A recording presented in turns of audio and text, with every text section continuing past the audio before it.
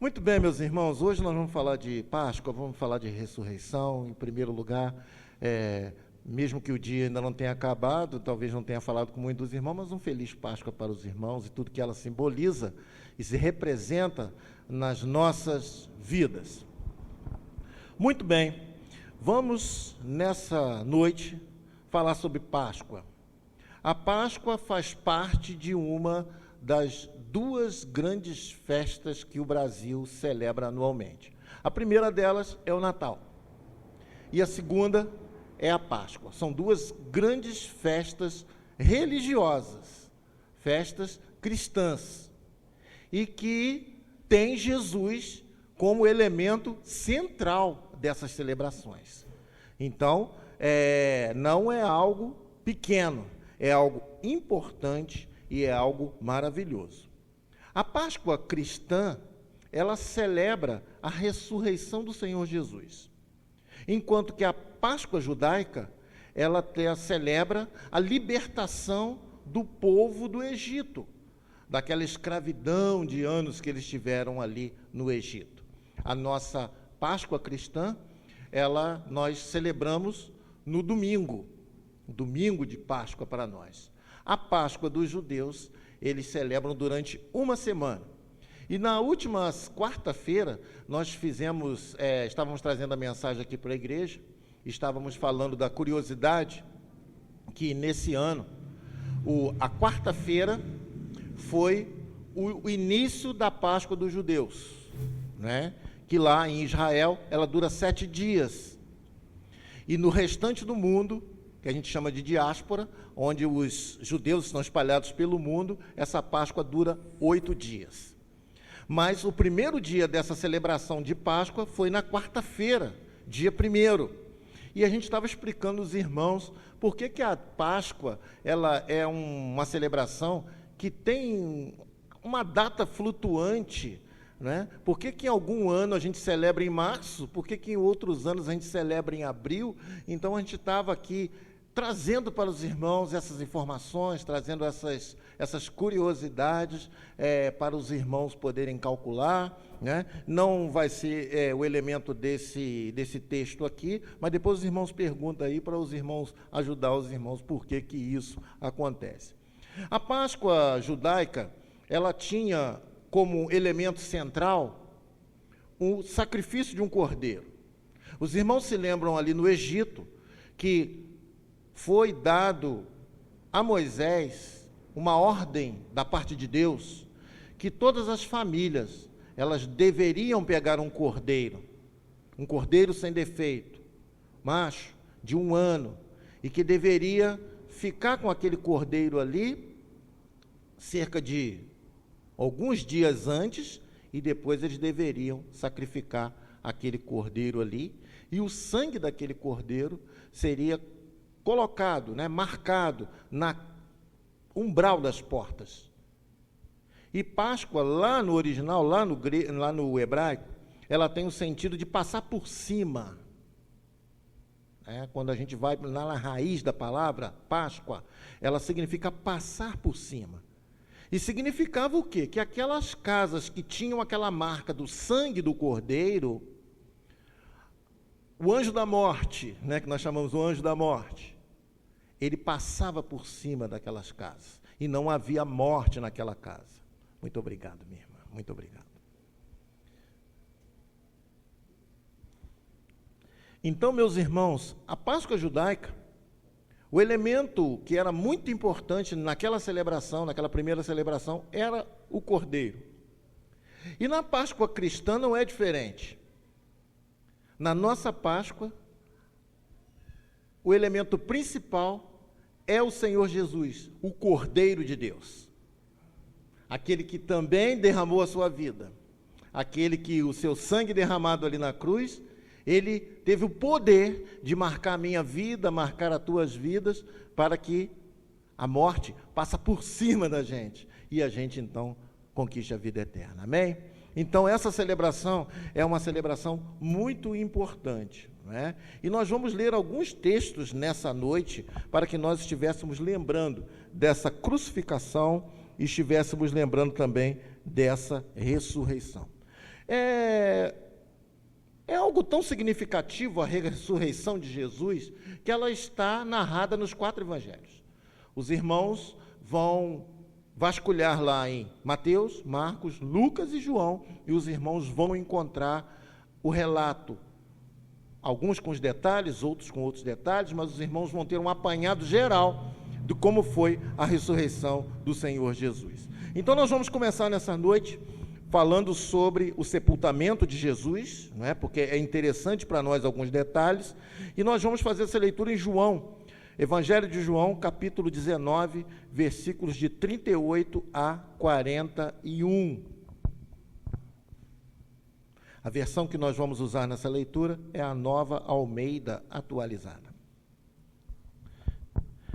Depois disso, José de Arimateia, que era discípulo de Jesus, ainda que em segredo, porque tinha medo dos judeus, ele pediu a Pilatos permissão para tirar o corpo de Jesus, e Pilatos deu permissão. Então José de Arimateia foi e retirou o corpo de Jesus. E Nicodemos, aquele que anteriormente tinha ido falar com Jesus à noite, também foi, levando cerca de 35 quilos de um composto de mirra e aloés. Tomaram, pois, o corpo de Jesus e o envolveram em lençóis com os óleos aromáticos, como é costume entre os judeus, na preparação para o sepultamento. No lugar onde Jesus foi crucificado, havia um jardim. Neste jardim havia um túmulo novo, no qual ninguém ainda tinha sido colocado. Gostaria de destacar nesse texto, para os irmãos lembrar, o jardim e o túmulo novo. Lembra do jardim e lembra do túmulo novo. Continuando na sequência, agora nós vamos fazer uma viagem lá no Evangelho de Marcos, capítulo 16, versículo 2. E esse texto nos diz o seguinte: e bem cedo, no primeiro dia da semana, ao nascer do sol, foram ao túmulo. O versículo, só tenho 2, bro. Eu vou ler para os irmãos, então, o 3, tá? E as mulheres diziam umas às outras: quem nos removerá a pedra da entrada do túmulo? As mulheres estavam preocupadas, porque nesse túmulo foi colocada uma pedra para fechar. E elas iam preocupadas: quem nos removerá a pedra da entrada do túmulo? Lucas 24, 2, só para mostrar para os irmãos que o relato está em todos os evangelhos. E quando elas chegam lá no sepulcro, elas encontraram a pedra removida do túmulo. A preocupação delas realmente era uma pré-ocupação. Quando elas chegam lá, a pedra já tinha sido removida. Agora nós vamos ler o relato do Evangelho de Mateus, no capítulo 27, versículos de 60 a 66. Nos diz assim esse texto: e o depositou no seu túmulo novo, que ele tinha mandado abrir na rocha, e rolando uma grande pedra para a entrada do túmulo, foi embora. E estavam ali sentadas em frente do túmulo Maria Madalena e outra Maria. No dia seguinte, que é o dia depois da preparação, os principais sacerdotes e os fariseus se reuniram com Pilatos e lhe disseram: Senhor, nós lembramos que aquele enganador, enquanto ele vivia, ele disse: depois de 3 dias eu ressuscitarei. Portanto, mande que o túmulo seja guardado com segurança até o 3º dia, para que não aconteça que, vindo os discípulos dele, o roubem e depois digam ao povo: ressuscitou dos mortos. E este último engano será pior do que o primeiro. Pilatos respondeu: uma escolta está à disposição de vocês. Vão e guardem o túmulo como bem entenderem. Indo eles, montaram guarda ao túmulo, selando a pedra e deixando ali a escolta. Os irmãos, só para os irmãos perceberem, a preocupação que havia ali com o túmulo de Jesus. Jesus, até depois de morto, estava sendo vigiado. Vamos então agora, na sequência, o próprio Evangelho de Mateus, capítulo 28, versículo número 1. Passado o sábado, no começo do primeiro dia da semana, Maria Madalena e a outra Maria foram ver o túmulo. E eis que houve um grande terremoto, porque um anjo do Senhor desceu do céu e, aproximando-se, removeu a pedra e sentou sobre ela. Os irmãos vão percebendo que os evangelhos eles vão se completando, né? Um trazendo detalhes sobre o outro. O aspecto desse anjo, era como um relâmpago e a sua roupa era branca como a neve. E os guardas, com medo do anjo, eles tremeram e ficaram como se estivessem mortos. Mas o anjo, dirigindo-se às mulheres, disse: não tenham medo, sei que vocês procuram Jesus que foi crucificado. Ele não está aqui, ressuscitou, como tinha dito, venham ver onde ele jazia. Agora, vão depressa e digam aos seus discípulos que ele ressuscitou dos mortos e vai adiante de vocês para a Galiléia. Lá vocês o verão, é como acabei de dizer a vocês. E retirando-se elas apressadamente do sepulcro, tomadas de medo e grande alegria, correram para anunciar aos discípulos. Muito bem, o texto continua.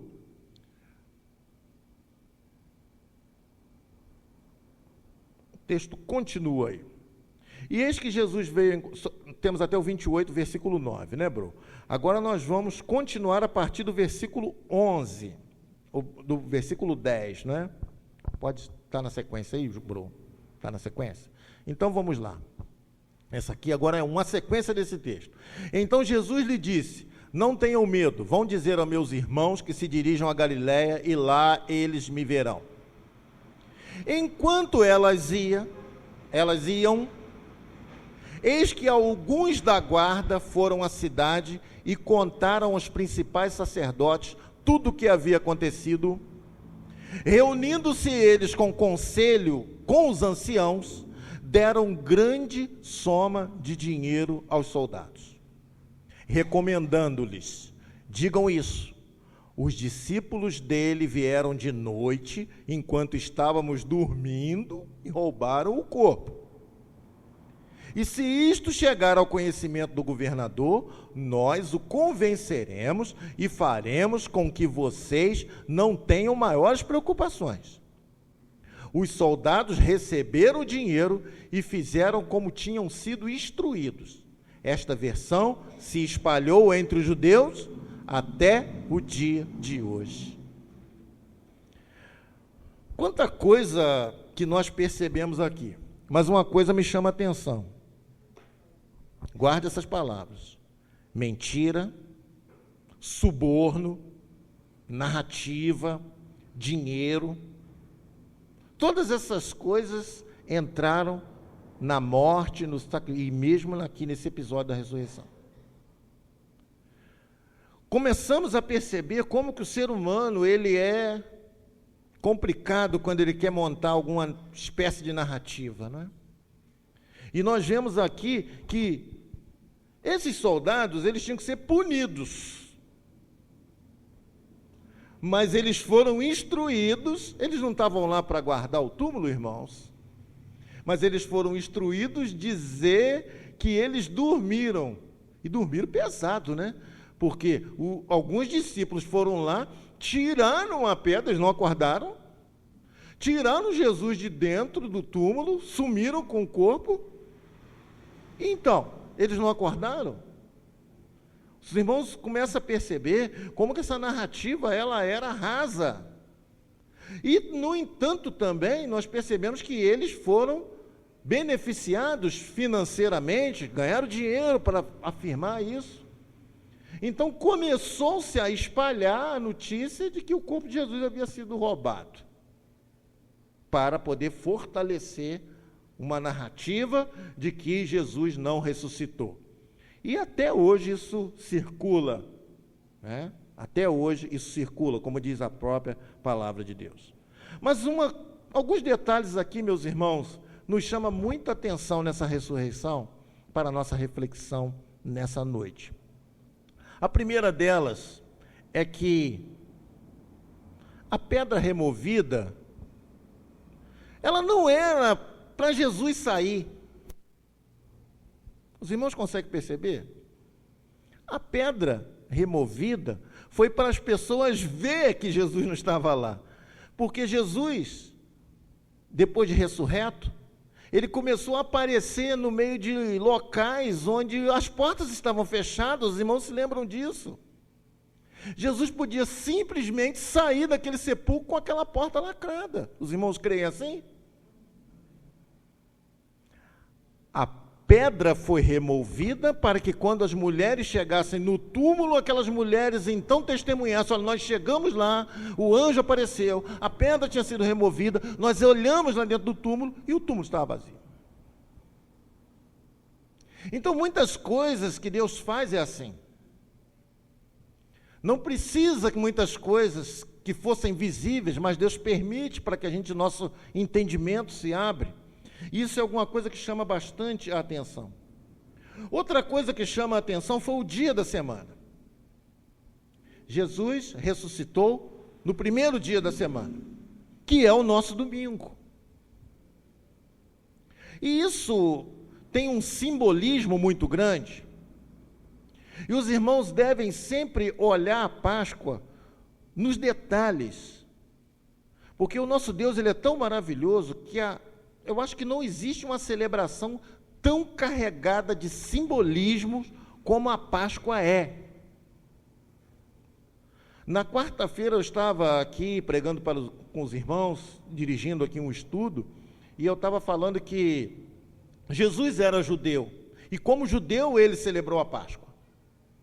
E hoje o irmão Valdeir leu no culto pela manhã que Jesus disse: eu queria muito comer essa última Páscoa com vocês, Jesus falando aos seus discípulos. E naquela celebração ali, Jesus toma elementos que estavam comuns ali naquela celebração, como vinho, como pão, e Jesus então institui ali a ceia. E a gente estava lembrando aqui na quarta-feira, os copos de vinho que haviam nessa celebração, quantos copos de vinho que havia e quais os momentos que eles eram tomados. E é por isso que nós, quando estamos lendo o texto bíblico lá, semelhantemente também depois de cear, tomou o cálice e, havendo dado graça, partiu e disse. Então tudo isso tem um simbolismo muito grande que Jesus não deixou que nada passasse despercebido. Mas voltando aqui ao primeiro dia da semana, meus irmãos, Deus construiu o mundo, né, em 6 dias e no 7º descansou. E então ali fechou-se um ciclo. A criação, Deus descansou. Quando chegou no dia seguinte, era domingo, já era o primeiro dia. Jesus ressuscitando no primeiro dia da semana, parece que ali já é um novo começo, é um novo início, é um novo tempo. Os irmãos percebem isso? Ressuscitou de madrugada, porque no nascer do dia, não é? Que o dia começa, que a luz vem. Então Jesus, na madrugada do primeiro dia, ele ressuscita. É um novo início, é um novo testamento, é uma nova jornada, é uma nova era para nós. Então a ressurreição traz isso na sua mensagem para nós, é o início de tudo. No Evangelho de João, no versículo que nós lemos, o túmulo ficava no jardim, né? E os irmãos se lembram que lá na primeira criação tinha um jardim, o jardim do Éden. Os irmãos se lembram que Adão foi a primeira criatura. E agora nessa nova criação, Jesus é o novo Adão, não é? Inclusive temos um texto aí, né, Bro? 1 Coríntios 15, 45, reforçando o paralelo aí do jardim do Éden. Pelo que assim está escrito, o primeiro homem Adão se tornou um ser vivente, mas o último Adão, ou seja, Jesus, é espírito vivificante. Então, muitas vezes, Jesus é relacionado com o segundo Adão. Um homem realmente que veio no papel para restaurar a criação de Deus. Então, meus irmãos, nós destacamos aí essa figura do jardim, destacamos aí esse primeiro dia da semana. E destacamos também que no cristianismo não há corpo. Todos os grandes ícones antigos, pessoas famosas, grandes ditadores ou grandes reis, todos eles têm o seu túmulo, menos Jesus. Jesus não tem um túmulo que alguém vai lá visitar os seus restos mortais.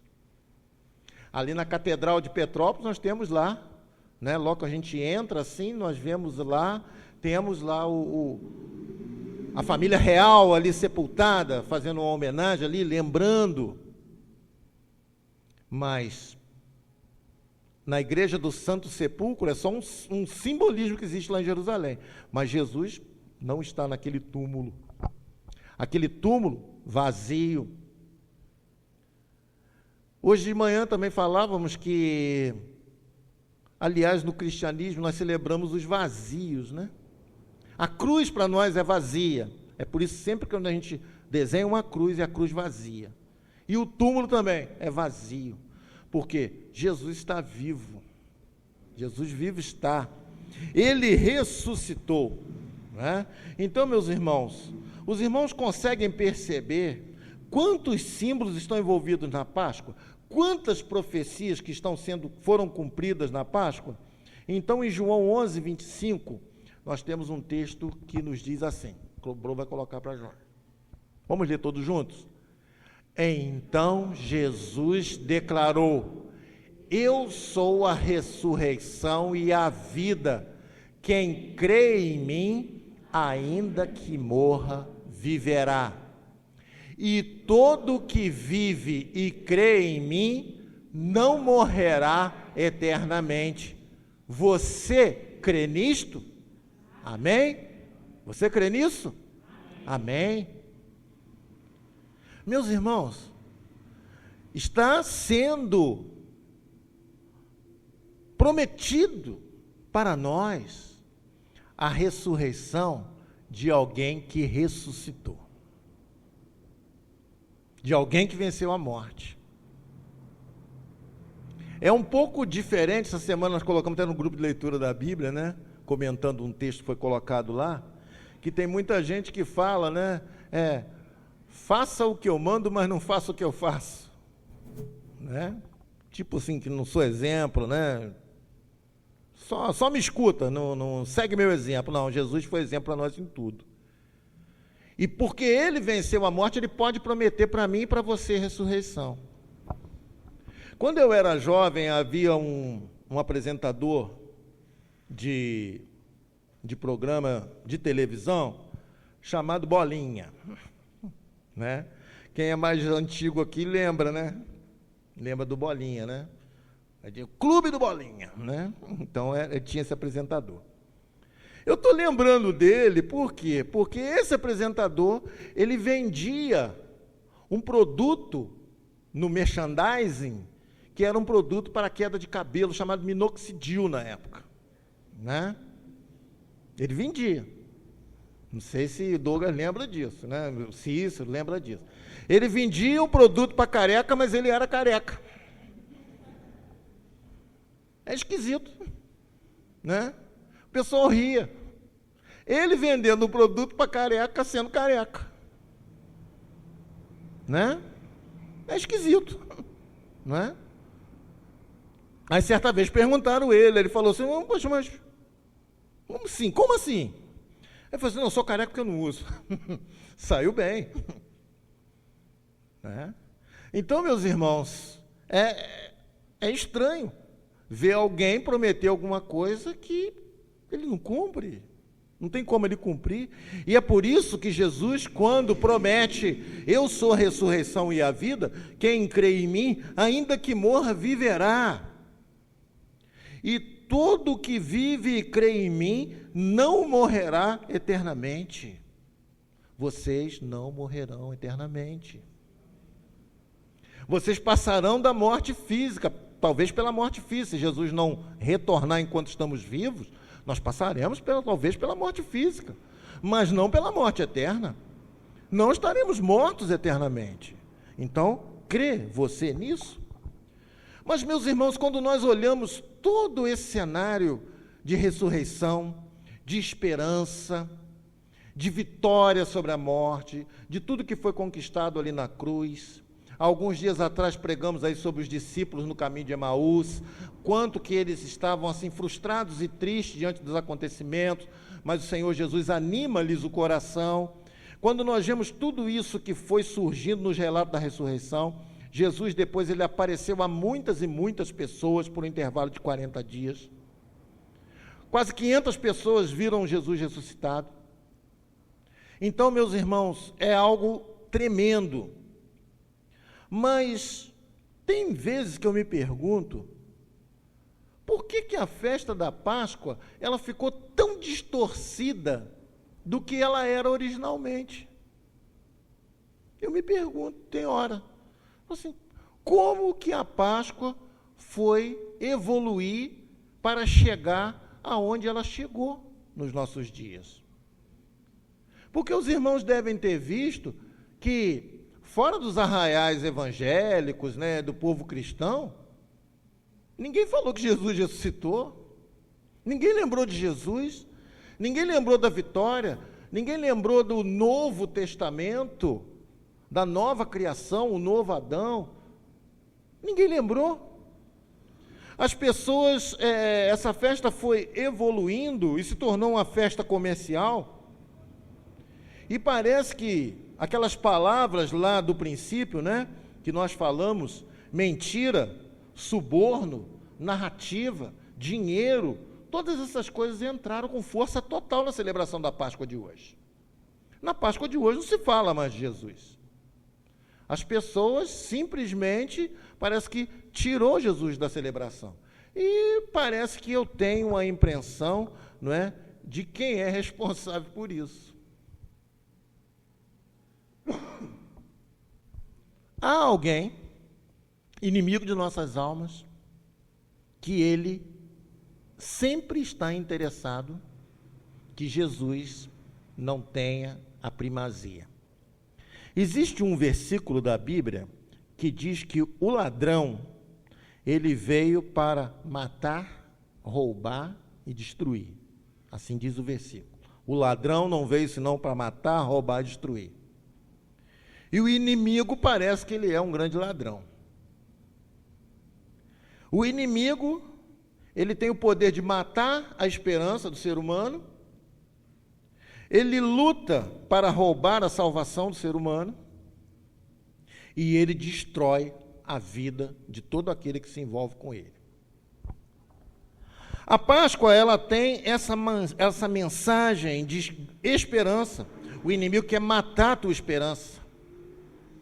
A Páscoa tem essa mensagem de salvação. O inimigo quer roubar a tua salvação.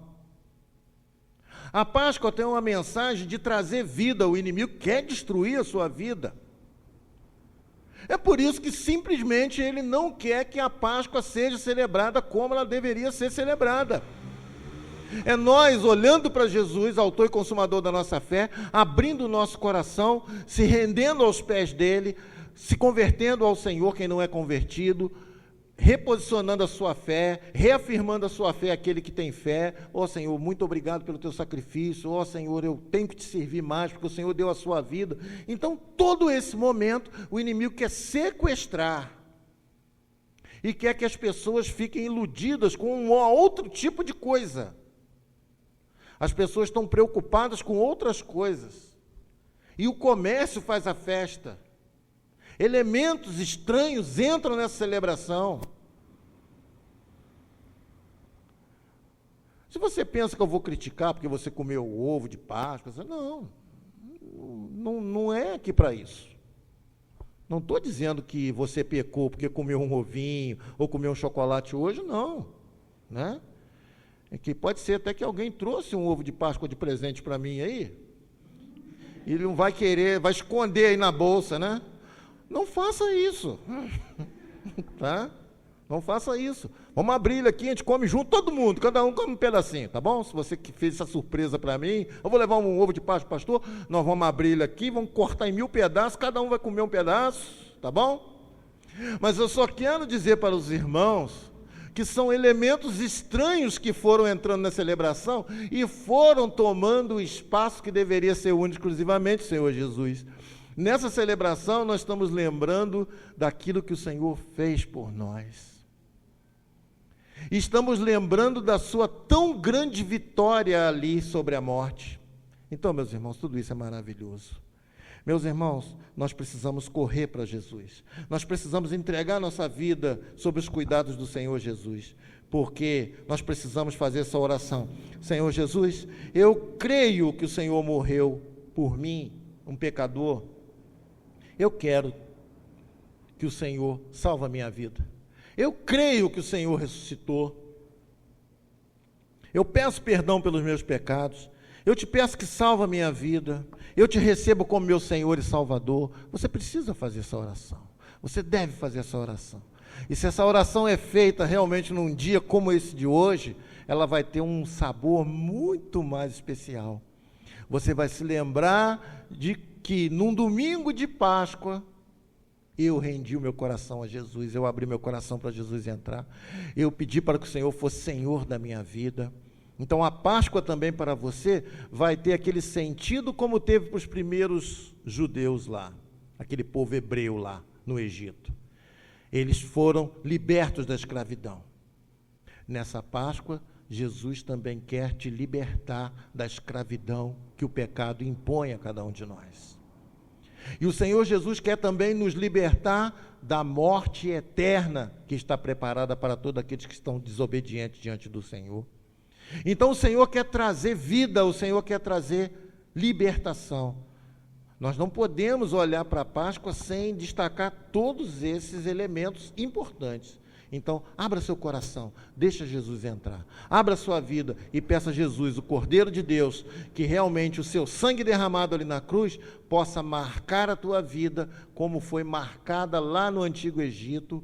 E a gente vai puxando todo esse simbolismo maravilhoso e vamos entendendo o tão grande plano de Deus para salvar as nossas vidas. Mas, mais uma vez eu repito, há alguém que não está interessado que você entregue o seu coração a Jesus.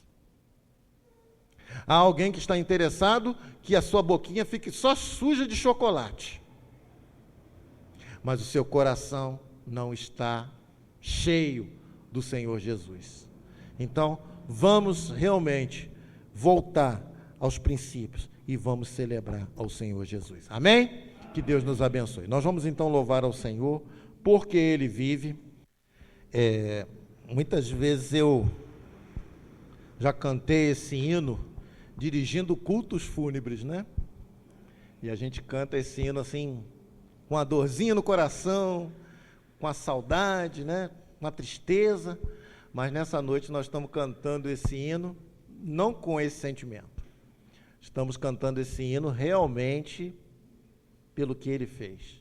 O Senhor Jesus fez por nós. Estamos cantando para aquele que vive. Porque Ele vive, eu posso crer no amanhã. Então, meus irmãos, ainda que a gente passa por situações bastante complicadas aqui nessa vida, não desista, creia, porque Ele vive, nós podemos crer no amanhã. Porque Ele vive, nós não precisamos ter temor. Quando enfim chegar a hora que nós vamos enfrentar talvez aquele momento ali, quando a nossa senha for chamada, vamos enfrentar a morte. Mas nem assim nós precisamos temer. Porque nesse momento nós veremos o Senhor, nós estaremos entrando na glória do Senhor. Então, meus irmãos, vale a pena nós entregarmos nosso coração a Jesus, vale a pena nós pedirmos: Senhor Jesus, vem entrar no meu coração. Senhor Jesus, salva a minha vida. Senhor Jesus, eu quero também me entregar ao Senhor Jesus. Então faça isso nessa noite. Entregue o seu coração a Jesus. Deixa que Jesus seja Senhor e Salvador da sua vida. Deixa Jesus transformar a sua vida, trazer esperança para você, para que você realmente possa cantar assim, né? Eu bem sei que a minha vida está nas mãos do meu Senhor que vive está. Amém?